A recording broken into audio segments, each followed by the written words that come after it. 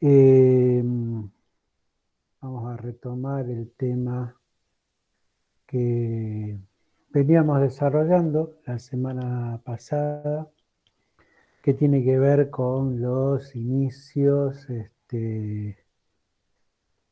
y la Roma primitiva, el origen de su población, el origen de la constitución de su cultura, cuáles son las fuentes de su cultura, la situación geográfica de Roma, ¿sí? Eso es lo que estábamos viendo la semana pasada. De paso les comento, igualmente lo voy a colocar, a subir al Classroom, pero a partir del primer martes de septiembre, que si no me equivoco es 7 de septiembre, vamos a iniciar la clase. Yo necesito iniciar la clase 18:45, es decir, 15 minutos más tarde. Y después estaremos hasta 8:10, 8:15, lo que dé, ¿sí? Pero por una cuestión personal necesito retrasar el inicio 15 minutos más tarde. Será a partir del primer martes de septiembre. Igual lo voy a subir. Bueno, ahora aclarado esto, estuvimos hablando entonces la semana pasada, habíamos empezado a ver un power, habíamos visto cómo eh, la matriz poblacional y por lo tanto cultural de Roma tenía que ver con tres corrientes, dos de ellas indoeuropeas, una ingresada por el norte, que eran los pueblos villanovianos. Dentro de los pueblos villanovianos, el subgrupo de los oscoumbros, y dentro del grupo de los oscoumbros, el grupo de latinos y sabinos. Que este grupo último de latinos y sabinos se habían instalado, se habían asentado en la llanura, en la región del Lacio, y ahí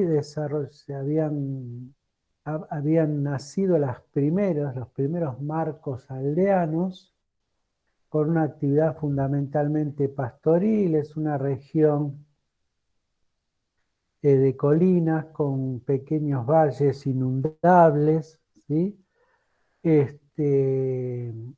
Ese es el lugar de origen de los, mejor dicho, no de origen, sino de asentamiento de los latinos y sabinos, que va a ser una de las matrices de la población de Roma, por lo, por lo menos de la cultura romana, ¿sí? Los romanos son latinos y sabinos. De hecho, ellos se denominan a sí mismos latinos, ¿sí? Hay un relato mítico que alude al origen étnico de la población romana, y que refiere a que en un momento, cuando Rómulo funda la Roma Quadrata sobre el Palatino, eh, la comunidad que sigue a Rómulo son todos hombres, de manera que se plantean la posibilidad de la continuidad de esa comunidad. Entonces el relato dice que organizan una serie de juegos y de fiestas invitando a los sabinos, y cuando logran emborrachar a los hombres, a los sabinos, raptan a sus mujeres, ¿sí? Lo que se conoce en la historia como el rapto de las Sabinas. Raptan a sus mujeres y las llevan, se introducen en esa Roma Quadrata, Los sabinos le declaran la guerra y las mujeres son las que median entre sabinos y latinos para armonizar esa relación. De manera que el relato lo que plantea es que hay una línea masculina, si quieren, dada por los latinos y la línea femenina está dada por los sabinos, ¿sí? En esa matriz o en esa surgimiento de la población de Roma, bueno, tendría, según el relato mítico, este inicio. Los latinos, los sabinos tienen sus elementos culturales que además, por tener contacto con con la influencia de otro pueblo indoeuropeo, que son los griegos, se fusionan esa influencia cultural, latinos, griegos, y la tercera influencia cultural tenía que ver con los etruscos, que era un pueblo no indoeuropeo, con una discusión, dijimos, entre si era originario o era llegado de cercano oriente, pero que también imprime una impronta cultural enorme en la cultura o en la formación de la cultura romana. ¿Sí? Vamos a ver ahora.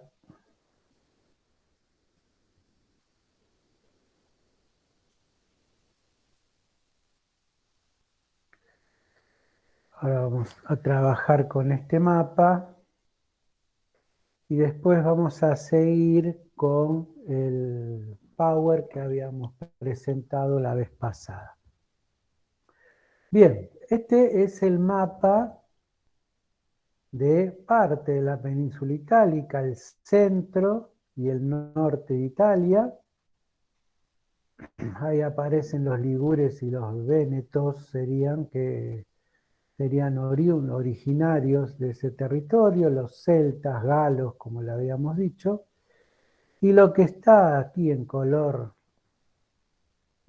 verdoso es lo que sería la región de Etruria durante el siglo VIII. Los etruscos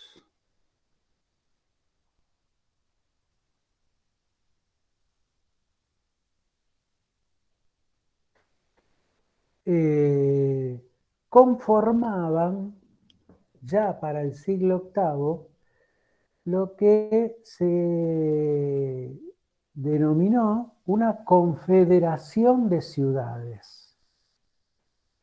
Esa confederación de ciudades del siglo VIII estaba formada por 12 ciudades que son las que aparecen acá con el símbolo ciudad de la Liga Etrusca, ¿sí? Velles, Tarquinia, Volchi, Betulium, etc.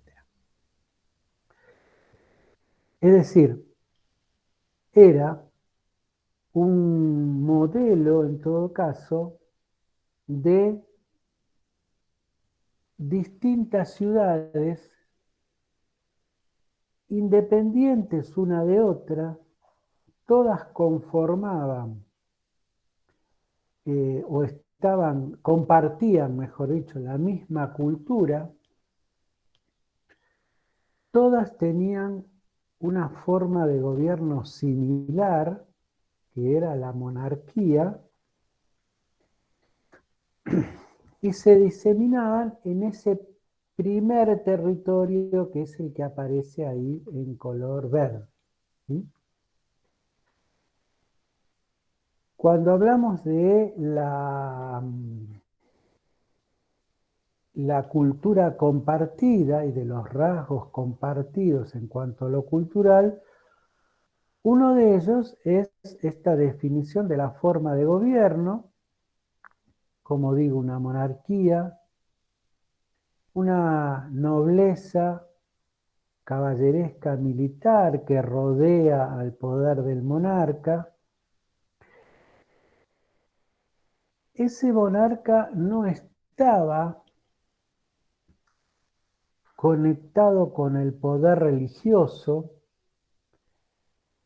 sino que los sacerdotes o quienes administraban, si quieren, la religión dentro del mundo etrusco eran los arúspides, así se llamaba, que conformaban el colegio religioso en cada una de esas ciudades. Esa religión era una religión politeísta, tenía, a diferencia de lo que era, por ejemplo, la religión griega o lo que fue la religión romana, era una religión revelada y que esa revelación de los mensajes de los dioses estaban incluidos en un libro, es decir, que existía también un libro que encerraba esos principios de la religión y de las acciones de los dioses. Los romanos, en este sentido, por ejemplo, no tomaron esta idea de una religión revelada, como digo. No existía para Roma un libro sagrado. En esto, en todo caso, su religión fue influenciada por la religión griega, que también era politeísta, pero de la misma forma no existía un libro sagrado que contuviese los mensajes de las divinidades. ¿Sí? Sí, en cambio, los romanos heredaron y continuaron de la religión etrusca lo que se llamaban los auspicios. Estos sacerdotes, los augures, interpretaban el vuelo de los pájaros o las vísceras de animales, fundamentalmente el hígado de algunos animales, que al estudiarlos y de acuerdo a la forma y al color y a lo que presentaba y a su conocimiento como augur, podían predecir ciertos acontecimientos, de la misma manera que los vuelos de los pájaros, por ejemplo. ¿Sí? Esto mismo fue heredado por los romanos. Y este estudio, estos augurios, fue heredado por los romanos. De hecho, había una colina al noroeste de Roma donde se hacían estos augurios, estos vaticinios, ¿sí? Así se llamaba también, o se definían los romanos estos augurios, estos vaticinios. Esa colina hoy, por lo menos, es conocida desde el nombre, muy conocida y significativa para los argentinos en todo caso, porque esa es la colina donde hoy está asentado el Vaticano. El término Vaticano deriva de vaticinio. De manera que en este sentido, ahí sí los etruscos influencian en la cultura romana, o en este caso en la religión romana. Y en esta idea de interpretar mensajes de los dioses a través, como digo, del estudio de vísceras o de vuelo de pájaros, por ejemplo.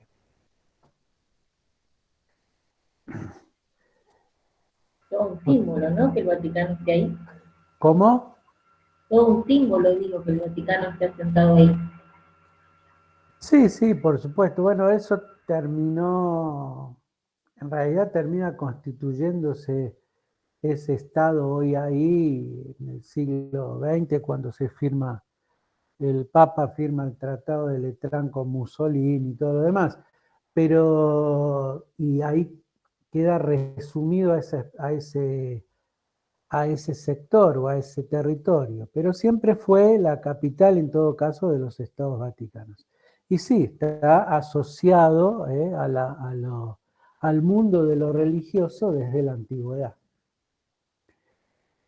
Eh, Que antiguamente eran los estados pontificios, ¿no? claro, Lo sí, sí, decían. sí, sí, sí, sí. Eh,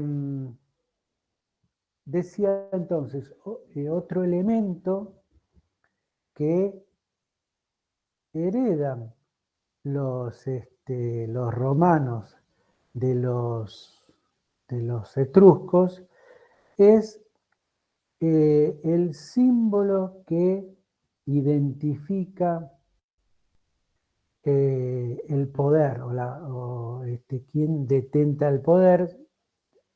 No sé si lo dije la semana pasada, pero lo repito ahora si lo dije ya, cuando los romanos expulsan a los etruscos, ahí en el menos 509, la figura del rey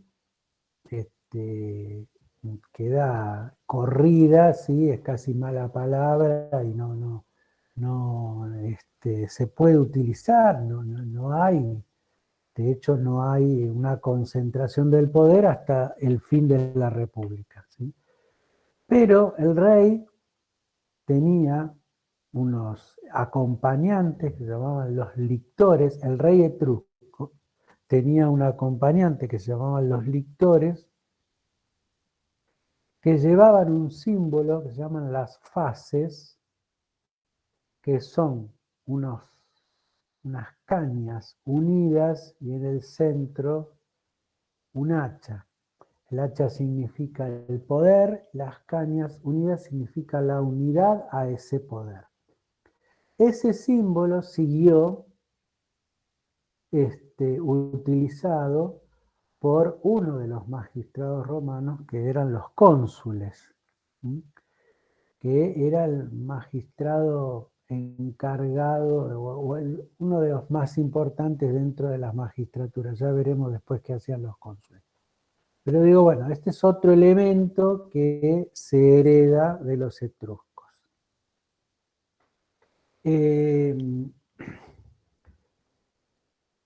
Hacia el finales del siglo VIII, comienzos del siglo VII,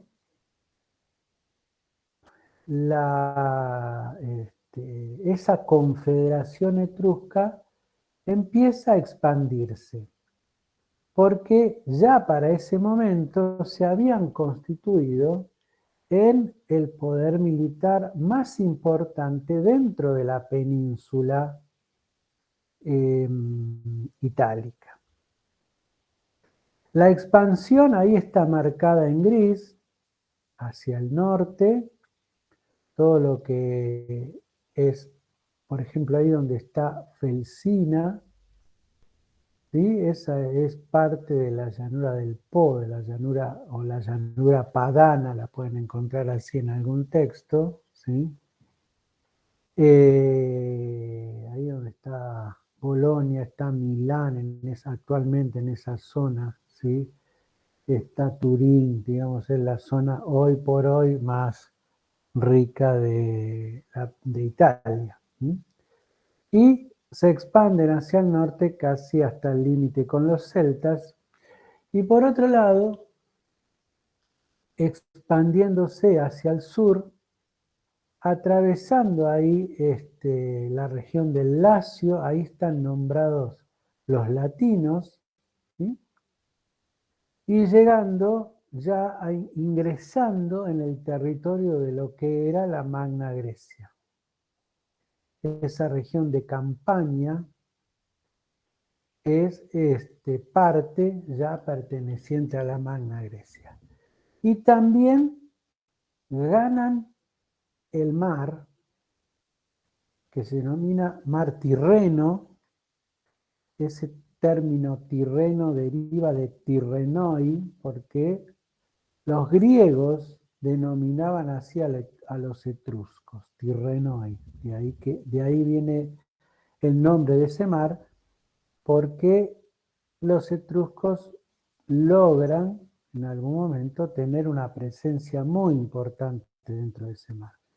Ganan el mar y acceden a Córcega, ¿sí? Que es la isla que está frente exactamente al territorio etrusco, ¿sí? Al sur de Córcega está Cerdeña, que va a ser territorio cartaginés, es decir, fenicio, y más al sur y hacia el este, acá no aparece, está Sicilia, que es un espacio disputado, mejor dicho, no compartido, sino disputado, entre los griegos de la Magna Grecia y los fenicios de Cartago. De manera que, si bien los etruscos actuaban como una confederación, cada una de estas ciudades era independiente una de otras, en el momento de conformar un ejército y de expandirse, actúan en un solo bloque, actúan como un solo Estado en todo caso, tanto sea para expandirse como para defenderse. Lo que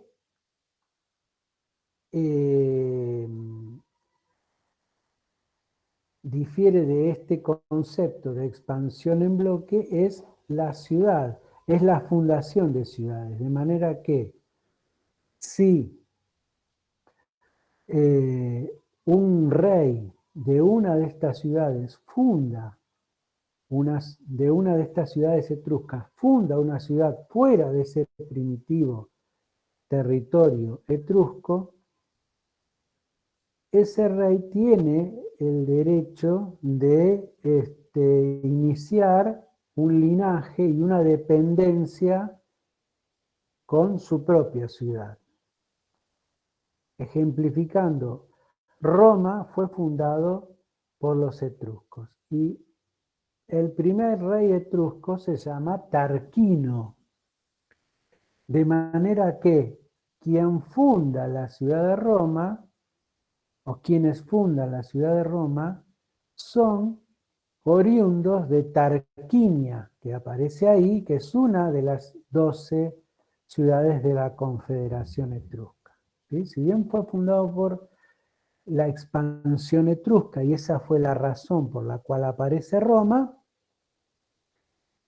quien funda, crea la dependencia. Si hubiese sido fundado por Volsini, probablemente el rey seguramente no hubiera sido Tarquino, hubiera sido otro y hubiera estado ligado a esa ciudad etrusca. ¿Sí?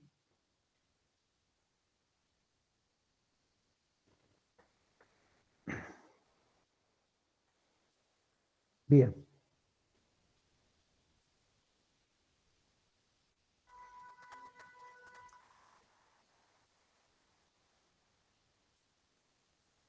Se ve el power, ¿no? ¿Sí? Sí, profe. Sí, perfecto. Bueno, Sí, profe, entonces, hola. hola, buenas noches. Habíamos dicho la vez pasada, bien, acá está el Palatino, acá está la Roma Quadrata, esa Roma que habíamos, esa fundación de que hice referencia al principio cuando dije que Rómulo funda este asentamiento carente de mujeres y sale a buscar mujeres e invitan a los sabinos y raptan a las sabinas. Bien, Esta es entonces la Roma del Palatino, que será después, finalmente, la colina sagrada de los patricios, justamente por eso, porque los patricios se decían descendientes de los primitivos fundadores de Roma y no llegados en una segunda o una tercera oleada, ¿sí? Y este era su espacio de referencia. Quienes no eran patricios componían el grupo de los plebeyos y su colina sagrada era el Aventino. Y después acá habíamos marcado también el campo de Marte como un lugar a destacar fuera de la ciudad o de la muralla serviana. Habíamos dicho entonces, Tarquino el Antiguo fue el primer rey etrusco que muere a manos de Servio Tulio, de una confabulación palaciega, para poner en el trono a Servio Tulio, segundo rey etrusco y quizás el más destacado de los 3 reyes etruscos que tuvo la monarquía romana, porque imprimió una serie de reformas de distintos tipos que marcaron a Roma por muchos siglos, ¿sí? Desde, si quieren, el diseño de la ciudad de Roma y de la estructura geográfica y edilicia de Roma, lo que hace Servio Tulio es construir esta muralla que rodea a las 7 colinas, que se conoce como la muralla serviana, y que sirve para defensa de la ciudad en caso de un ataque, ¿sí? O sea, Servio Tulio se sale del centro que sería el Palatino y rodea la ciudad con esta muralla, estableciendo lo que se llama el pomerium. El pomerium es el límite de la ciudad de Roma, que está marcada por esa muralla. Al oeste sería del Palatino, en esta línea punteada que aparece acá. Esto es lo que se conoce como la cloaca máxima, que tendría que ser el desagüe más que hoy para nosotros el término cloaca tiene un significado que no tenía por lo menos para los romanos, sino en todo caso la cloaca, el desagüe máximo, porque esto es un canal que construye y que desemboca en el Tíber y que sirve para ayudar a desecar los valles que quedan conformados entre el Capitolio, el Quirinal, el Viminal y el Esquilino. Toda esta región, que era inundable, a través de este desagüe que hace, de esta apertura que hace y que permite que escurra esa agua hacia el Tíber, le permite, le ayuda a ganar este territorio para asentarse y construir ahí, hacer construcciones, habitaciones para que la población pueda afincarse. Lo mismo que la construcción del foro, que el foro es nace como un centro comercial, es decir, es un mercado, y por el otro lado es un espacio donde se reúnen para tener algún tipo de actividad política, es decir, donde se reúnen para los ciudadanos y escuchar las propuestas o las informaciones o donde actúan los magistrados, ¿sí?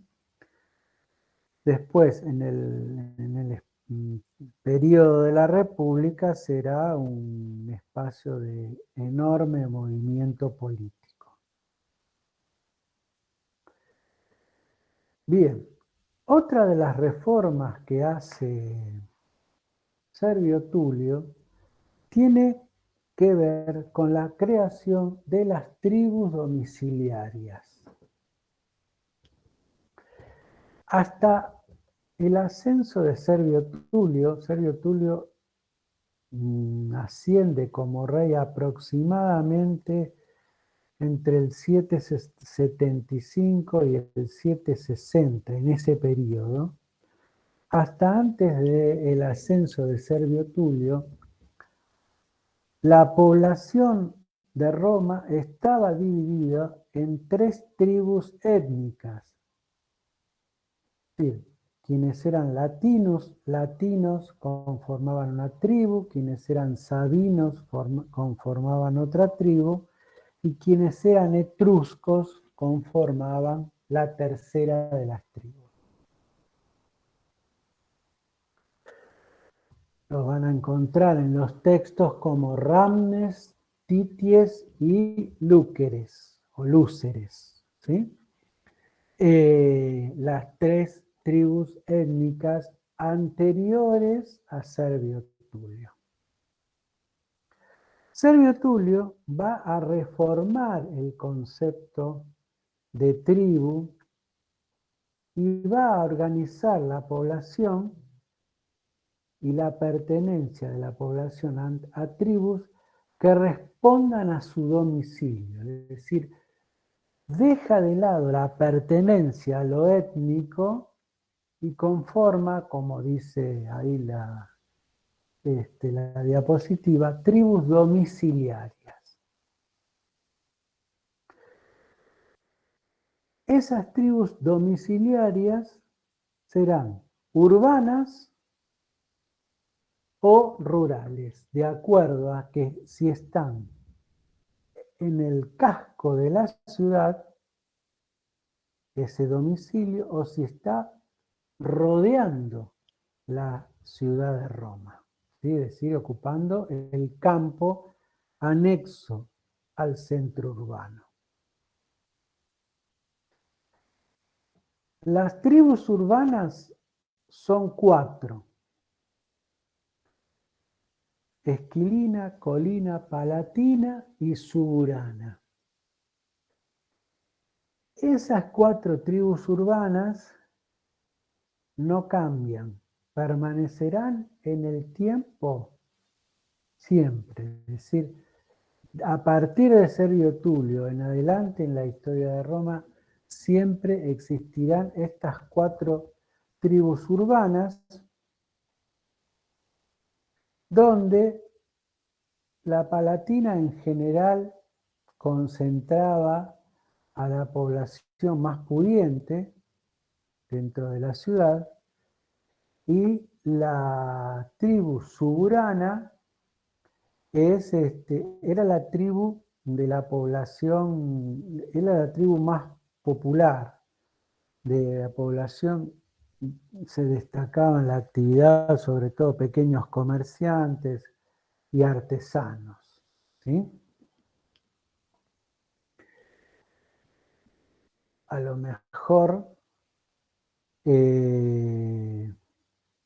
vieron en Netflix o escucharon una serie que se llama Suburra, una serie italiana. Bueno, el término suburra, ¿sí?, viene de este término, suburana, aludiendo a un espacio de población popular y mucho más amplio.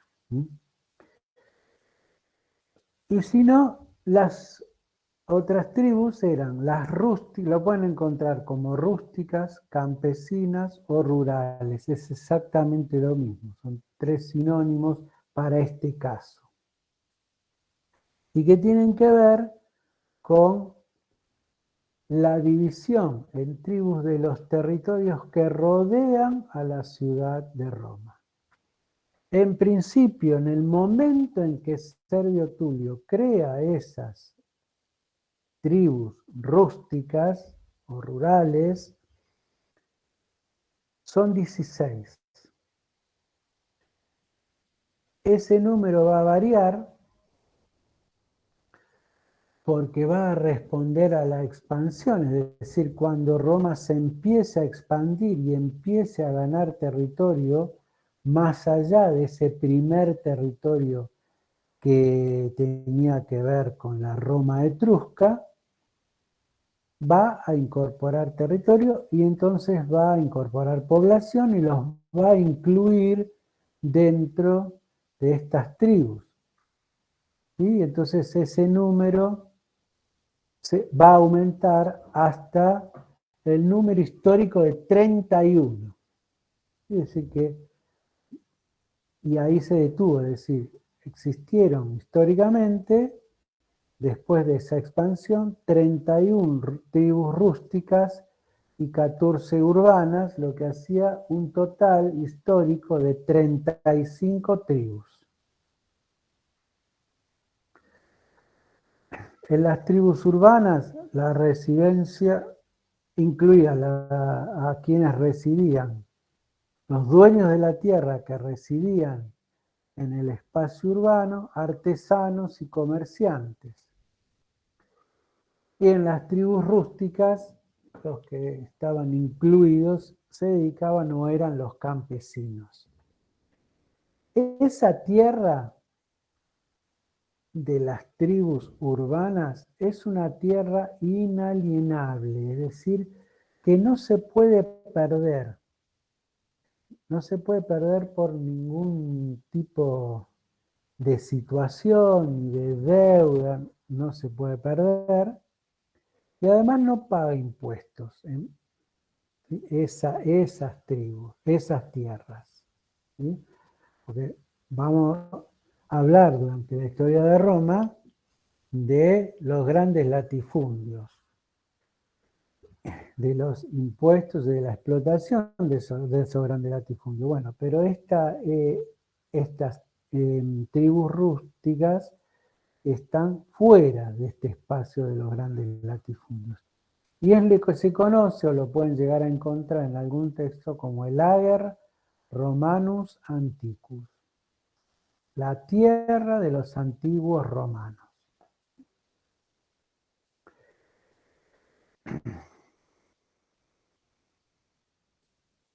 Si bien los dueños, ¿sí?, a quien pertenecía la tierra de las tribus rústicas, residían en la ciudad, los intereses de los dueños de estas tierras, lógicamente urbanos, eran rurales. Por eso yo pongo ahí, predominio de los intereses rurales sobre los urbanos, porque tengo 31 rústicas y 4 urbanas.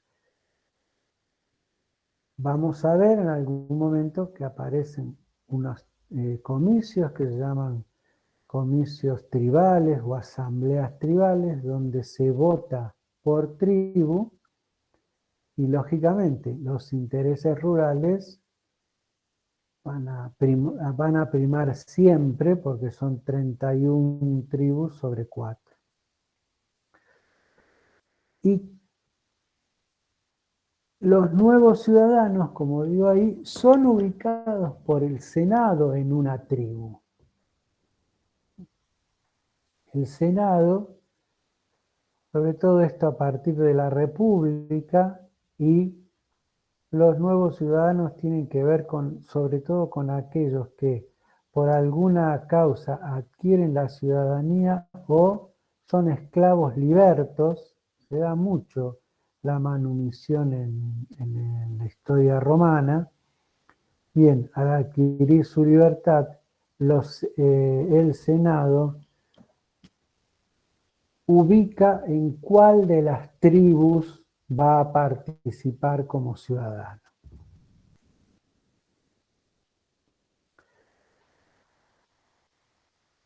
Este es un mapa donde aparece acá Roma.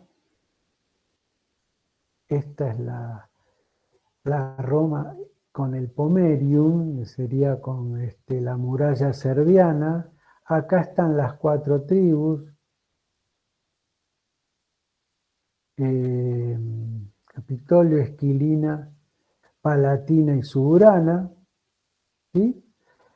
Este es ese primer territorio en el periodo monárquico que rodea a la ciudad de Roma y que compone las tribus, las primeras tribus rústicas. No están todas, no están las 16 acá. Y este es un segundo territorio que responde a una primera expansión a comienzos del siglo V. Ya acá los etruscos habían sido expulsados, como para que vean cómo ese Ager Romanos Antiquus se va expandiendo, y a medida que se expande, en principio, aparecen nuevas tribus rústicas. Pero a mí lo que me interesa de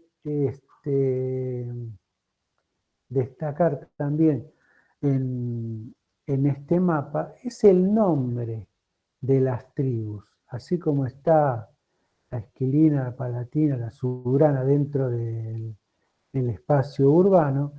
Fíjense que las tribus rústicas tienen nombres que refieren a personas: Valeria, Fabia, Sergia, Cornelia, Claudia, Horatia, Amelia, ¿sí? Camilia. ¿Por qué refieren a personas? Porque esos son las familias dueñas de la porción de tierra que conforma esa tribu. Y todas estas familias son familias patricias, ¿sí? De manera que esas tierras pertenecen a las familias patricias. ¿Dónde vive la familia Claudia, por ejemplo? Vive dentro de la ciudad de Roma, en alguna de las 4 tribus, probablemente en la Palatina. Pero su fuente de riqueza está en la explotación de esta parcela de tierra que tiene su nombre como tribu, ¿sí? Por eso digo que priman los intereses rurales por sobre los urbanos, porque más allá que se resida en el casco urbano o en el espacio urbano, los intereses fundamentalmente económicos están puestos en la explotación de la tierra. ¿Mm? Lo habíamos dicho, me parece, en algún momento, creo en el primer cuatrimestre, esto de que el mundo antiguo, mediterráneo, la antigüedad clásica, es una cultura urbana con raíces e intereses rurales, ¿sí? ¿Esto qué quiere decir? Que los dueños de las tierras viven en los grandes centros urbanos, ¿sí? Y ahí desarrollan su actividad económica y política, pero su fuente de poder, tanto político como económico, está arraigado a los bienes rurales, ¿sí? Bien, esto era como para que veamos cómo esos intereses se conjugan en el mundo de lo que es la conformación de las tribus domiciliarias. Y el otro gran, así como una de las reformas de Servio Tulio que persisten y pervivirán a la monarquía serán las tribus domiciliarias, ¿sí? La otra gran reforma que lleva adelante Servio Tulio es la creación de los comicios centuriados. Yo les dije la clase pasada que el término comicio era un término que hacía referencia o se podía denominar o cambiar por asamblea, ¿sí? O sea, el comicio era el espacio donde el ciudadano romano actuaba y participaba políticamente. Hasta antes de Servio Tulio existían los comicios curiados. Solamente existían esos comicios curiados. Había 30 curias en Roma. El término curia derivaría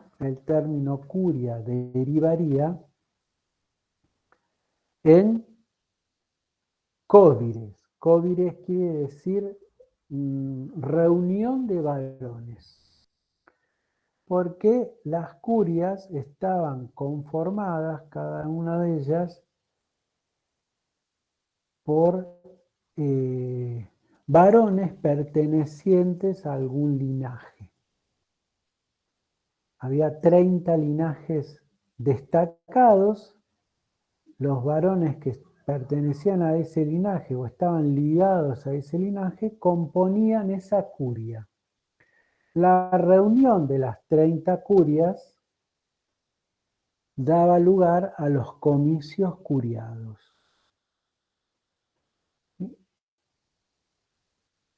¿Para qué se convocaban esos comicios curiados? Para informar y decidir fundamentalmente sobre cuestiones religiosas y militares.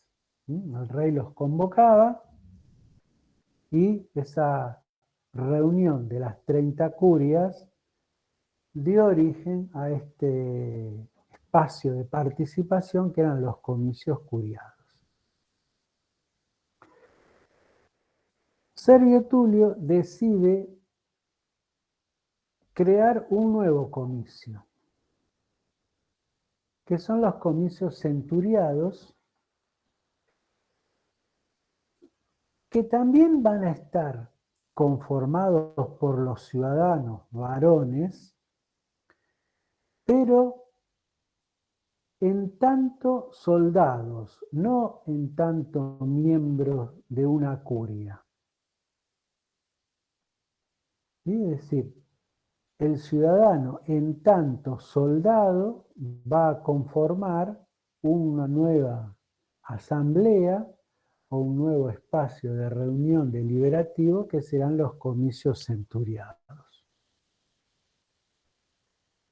Pero ¿cómo los organiza esos comicios centuriados?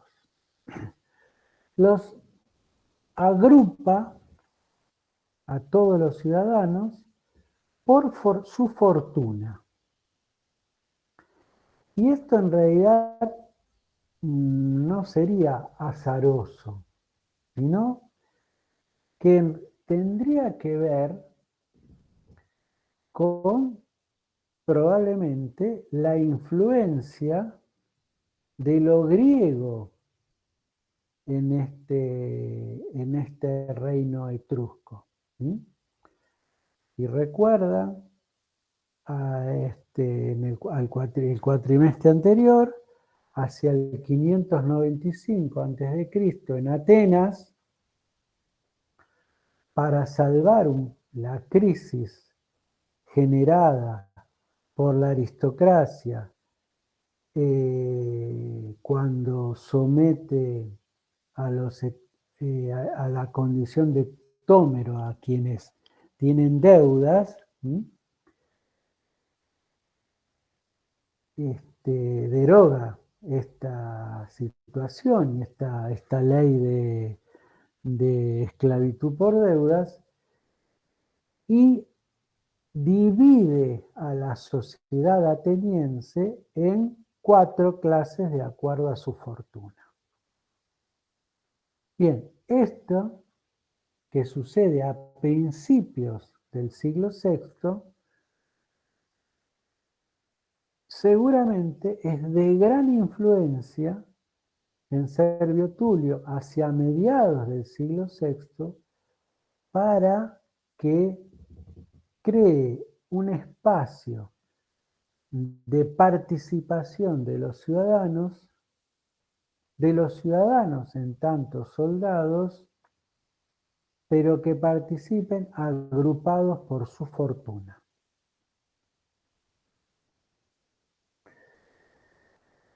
Y entonces los va a dividir también en clases, más de 4. Hay una primera clase que sería una supraclase, algo que está por arriba de las clases siguientes, que está conformada por los séquites o los caballeros. ¿Quiénes son los equites o los caballeros? Dentro de los patricios son aquellos que pueden sostener el mantenimiento del caballo público. El Estado le otorga el caballo y a quienes considera que tienen una fortuna suficiente para poder mantener ese caballo. Estos equites no tienen relación o su fuente de ingreso no es la tierra. En general están dedicados al comercio. No son grandes, no tienen gran fortuna, pero son patricios. En todo caso, patricios de no gran fortuna, como digo, pero pueden sostener el caballo público y los agrupa en 18 centurias. Una vez que haga la descripción de quiénes integran estos comicios, explico esto de la centuria. Los agrupa en 18 centurias. Después están quienes pertenecen a la primera clase, que no necesariamente son patricios, o sea, ahí tenemos patricios y plebeyos, pero que sí pueden justificar un ingreso que según algunos textos podría ser de 100.000 haces. Esto no importa, pero sí era la clase más adinerada. Una segunda clase de no tanta fortuna como la primera, de 20 centurias, una tercera clase también de 20 centurias, una cuarta clase de 20 centurias y una quinta clase, que eran los que en este grupo menos ingresos podían justificar, de 30 centurias. Todos estos ciudadanos pertenecientes a la primera, a la segunda, a la tercera, a la cuarta y a la quinta clase podían equiparse militarmente, así mismo, podían proveerse su propio equipamiento. ¿Sí?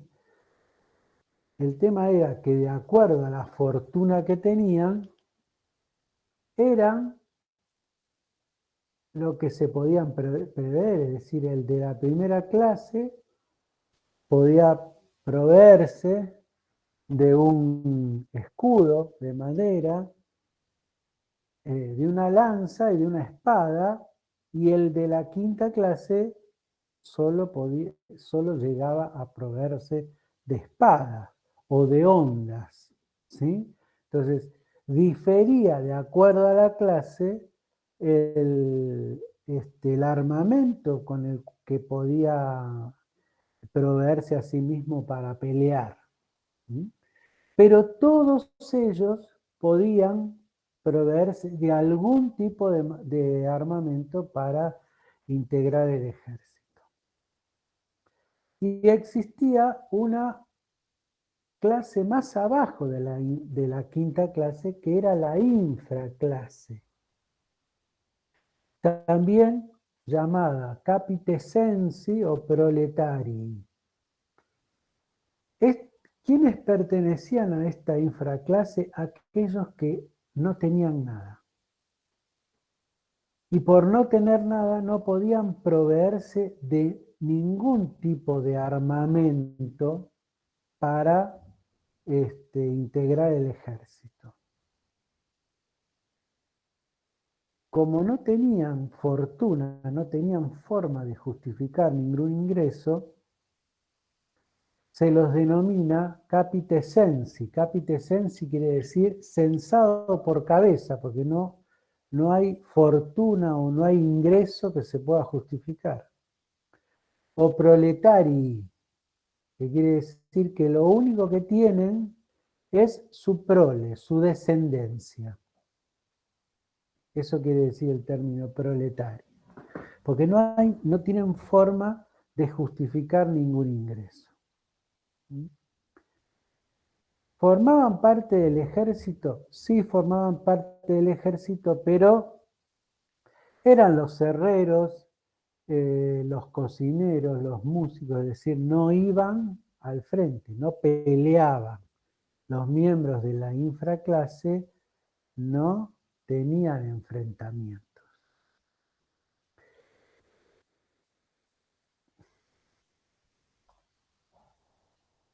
Bien.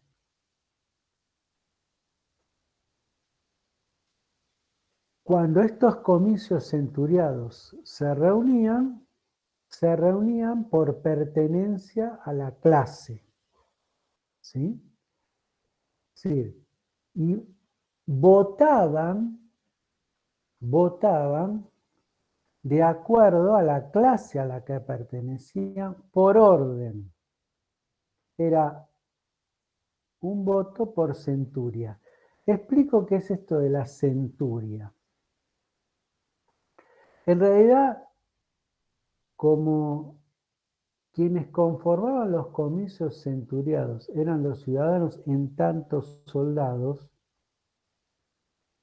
se decide agrupar a esos ciudadanos en agrupaciones a la cual se le da el nombre de centuria. Porque el ejército está dividido en centurias. El término centuria no hay que relacionarlo con 100, sino que hay que relacionarlo con el jefe más inmediato al soldado, que es el centurión. ¿Sí? Esto quiere decir que cada una de las centurias que componen cualquiera de estas clases no está conformada por 100 personas, por 100 ciudadanos. ¿Sí? Las centurias tenían más ciudadanos integrantes. Era el nombre que se le daba a la agrupación, a la forma de dividir internamente cada una de estas clases. ¿Sí? Entonces, se votaba de la supraclase a la infraclase. Primero la supraclase, después la primera, después la segunda, la tercera, así.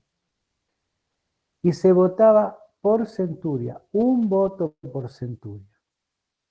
De manera que la supraclase entregaba 18 votos, la primera clase 80 votos, la segunda 20, la tercera 20, etc. ¿Por qué pongo esa llave 98 votos? Porque la supraclase y la primera clase estaba compuesta por los más ricos, es decir, por la aristocracia de la sociedad romana.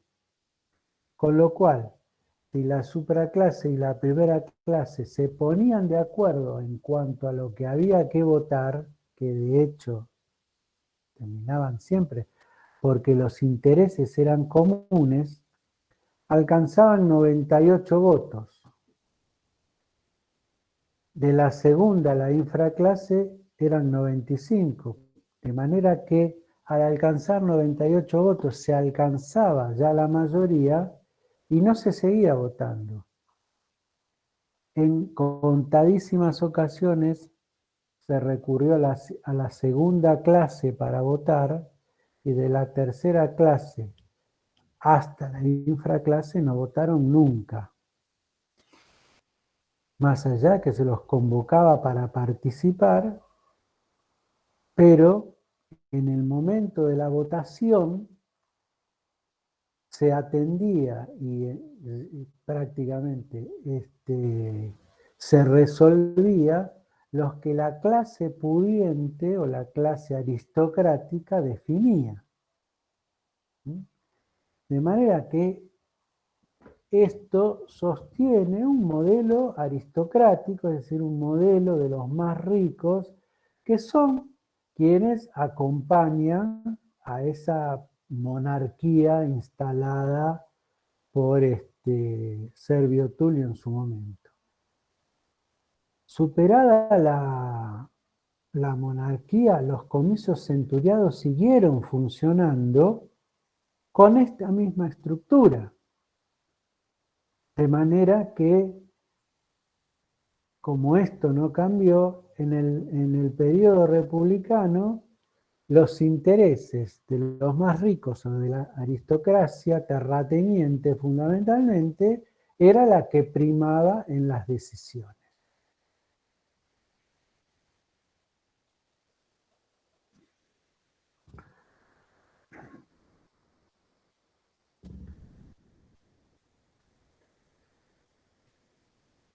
Bien. Si hacemos una equivalencia entre lo que había propuesto Solón allá a principios del siglo VI y lo que lleva adelante Servio Tulio, vemos que tiene muchos lazos o muchos puntos de similitud, con lo cual digo, las reformas solonianas influyeron muchísimo en el modelo serviano, ¿sí? Y seguramente le llegan a Servio Tulio de la gran influencia que a partir de la Magna Grecia.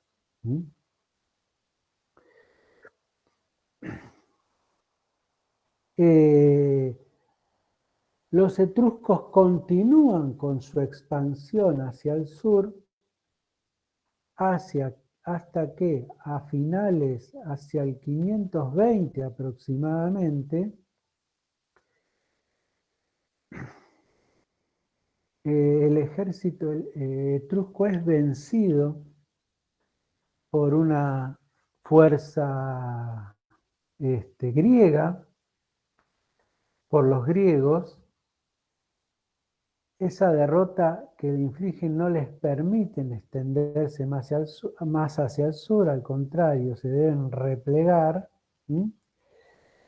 Y los latinos, que estaban y sabinos sometidos por el poder etrusco, se alían a los griegos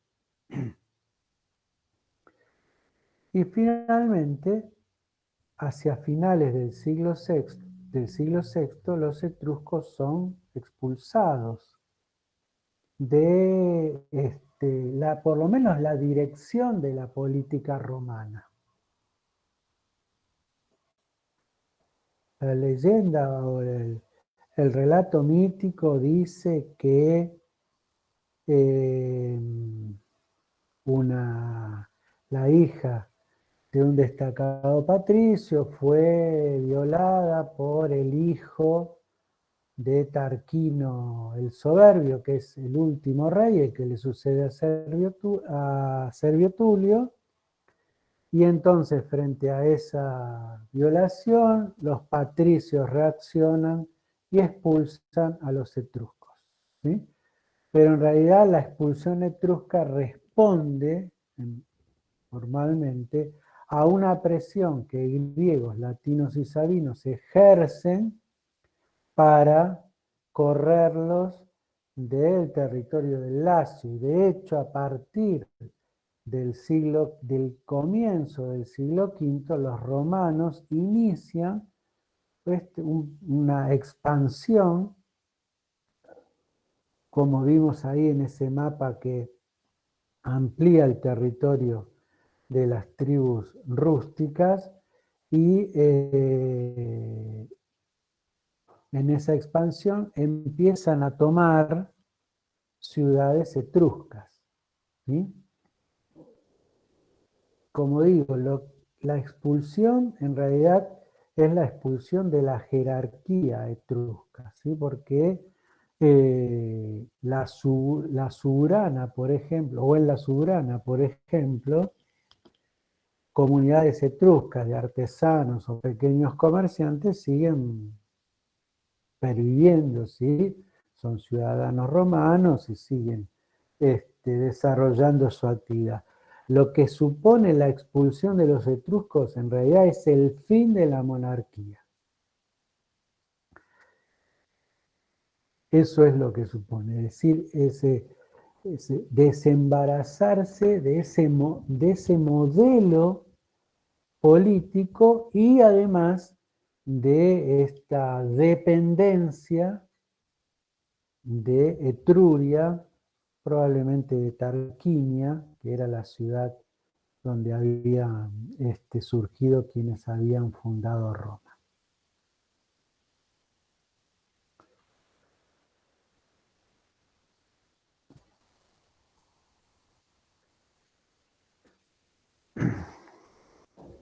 Como digo, la leyenda le adjudica a los patricios la expulsión de los etruscos, con lo cual el nuevo período histórico de Roma, que es la República, nace como un estado patricio, porque los patricios acaparan todas las funciones de gobierno. Cuando digo que acaparan todas las funciones de gobierno, digo, primero, deciden que no exista más un monarca, un rey. Por lo tanto, generan magistraturas. Alguna magistratura ya existía, como la del Senado, como la del, perdón,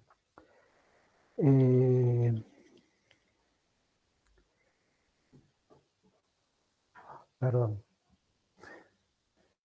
esperen. La del censor, perdón, la del censor, la censura.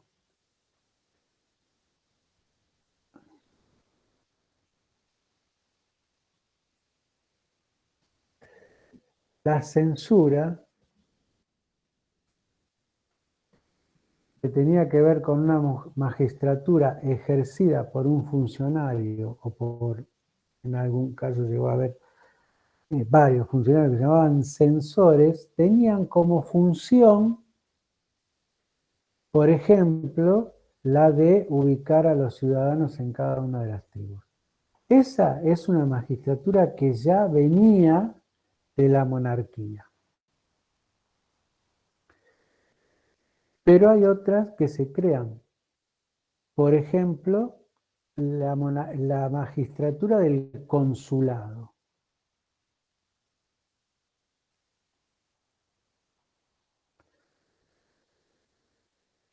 Es una magistratura ejercida por 2 miembros.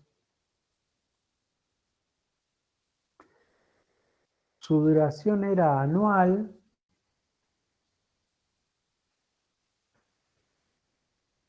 Y se encargaban de el control de quienes administraban la ciudad y de la dirección de los ejércitos.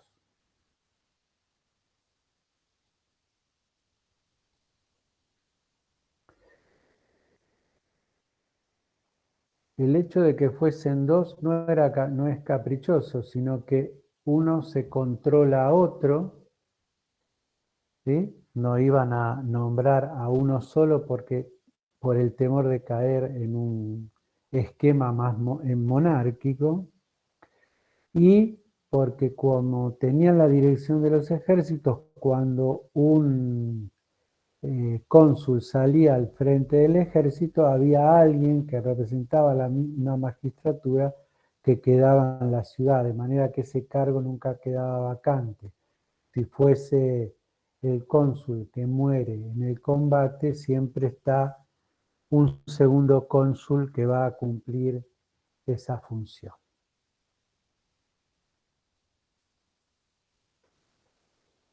Estos cargos son ejercidos por patricios, ¿sí? Porque la república nace patricia. Y entonces ahí aparece o surge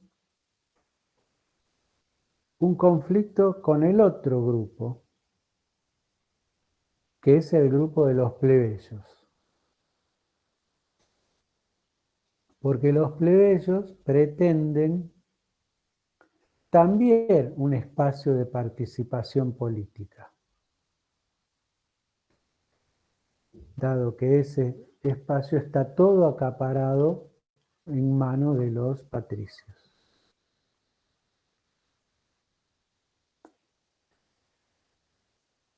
Rápidamente, en el 490, se inicia una etapa dentro de la primera etapa de la historia de la República Romana, que llamamos el conflicto patricio-plebeyo.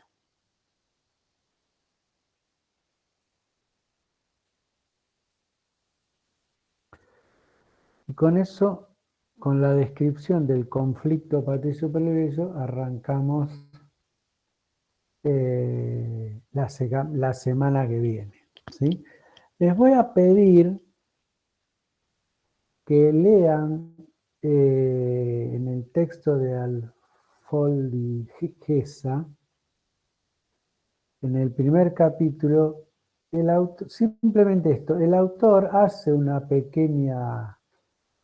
descripción de quiénes son los patricios y quiénes son los plebeyos. Como para arrancar la clase que viene, léanlo, si quieren sintetícenlo, lo charlamos y a partir de acá iniciamos esta clase. ¿Sí?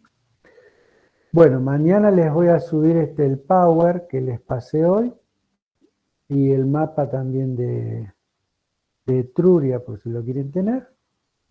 Y nos veremos entonces, si Dios quiere, el martes que viene. ¿Sí? No sé si hay alguna pregunta, algo que consultar. ¿No? ¿Me repite el texto, profe? Historia Social de Roma de Alfoldi Gesa. Se lo subí la semana pasada, creo. Gracias. No, creo no, se lo subí la semana pasada. Porque ese texto, igual que el de Vidal Naquet, ese texto va completo también. Son los únicos 2 textos Yo pido que vaya completo. ¿Sí? Bueno, nos vemos la semana que viene, chicos. Esperen, no se vayan, no se vayan. Porque, no se vayan. No se vayan, no se vayan. No se No te fue vayan. Lucas, no te fue. Porque ahora tengo una aplicación que pasa lista, pero siempre me olvido de hacerla. Bueno. ¿Quién se fue? ¿Lucas y quién más? ¿Nadie más? Bueno, si hay alguno me dirá la clase que viene. Bueno, listo. Gracias, chicos. Suerte. Nos vemos, profe. Chao, Hasta luego. gracias, profe. Chao, compa. Después Chao, te- profe.